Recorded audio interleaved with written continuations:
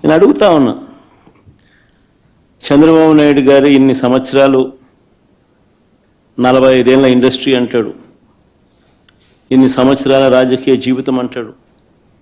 నేను అడుగుతా ఉన్నా, చంద్రబాబు నాయుడు గారికి రాజకీయ పార్టీకి మౌలికంగా ఉన్న హక్కులు ఏమిటో చంద్రబాబు నాయుడు గారికి తెలియదా అని అడుగుతా ఉన్నా.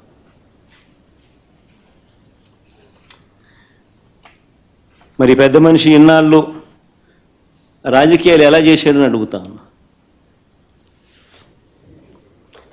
మీటింగులు పెట్టుకోవడము, ప్రజల దగ్గరకు వెళ్ళడము, ప్రజలను చైతన్యవంతులను చేయడము, ఇవన్నీ రాజకీయ పార్టీలకు ఉన్న హక్కులు కావా అని అడుగుతా ఉన్నా. ప్రభుత్వం ఏదైనా అన్యాయం చేసినా, ప్రభుత్వం వల్ల ఏదైనా నష్టం జరిగినా, ప్రభుత్వం ఏదైనా మోసం చేసినా ఆ ప్రభుత్వాన్ని ప్రశ్నించే హక్కు రాజకీయ పార్టీలకు లేదా అని అడుగుతా ఉన్నా.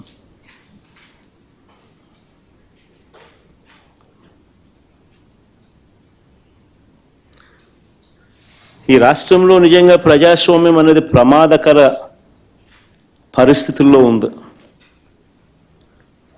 ఇది చెప్పడానికి నిన్నటి గుడివాడ ఘటనే ఒక కళ్ళ ఎదుట కనిపిస్తా ఉన్న సాక్ష్యం.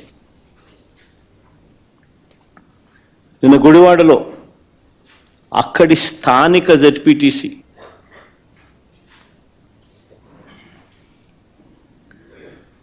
కృష్ణా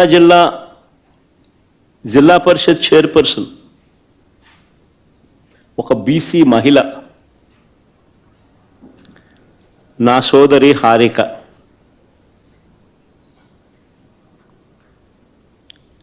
ఈ టీడీపీ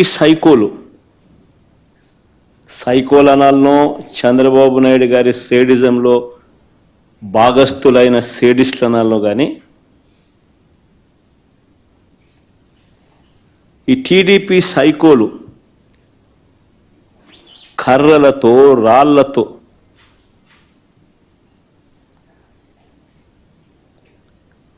దాడి చేసిన ఘటన.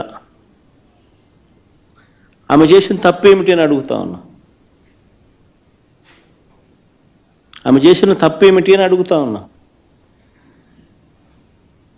ఎందుకు ఆమె మీద దాడి చేశారు, ఎందుకు దుర్భాషలాడారు, ఎందుకు నోటుకొచ్చినట్టు అనరాని మాటలతో ఆమెను తిట్టారు అని అడుగుతా ఉన్నా. చంద్రబాబు చేసిన మోసాలను నిలదీస్తూ, ఏమైనా అయ్యా నీ సూపర్ 6లు సూపర్ 7లు, రీకాలింగ్ చంద్రబాబుస్ మేనిఫెస్టో,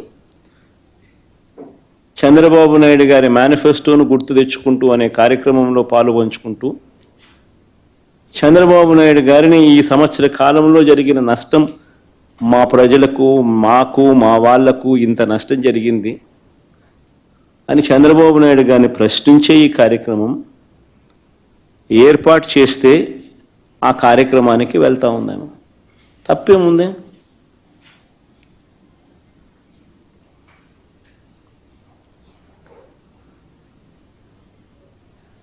సాయంత్రం 5 గంటలకు మొదలైంది ఈ మీద దాడి. దారిలో పోతా ఉంటే కారును అడ్డగించినారు. 5 గంటలకు మొదలైతే 6:30 వరకు ఈ దారి కొనసాగింది. ఆమెను కారులో కూర్చోబెట్టి, ఆమె భర్తను కారులో ఉంచి, కారులో ఉండగా తిడుతూ,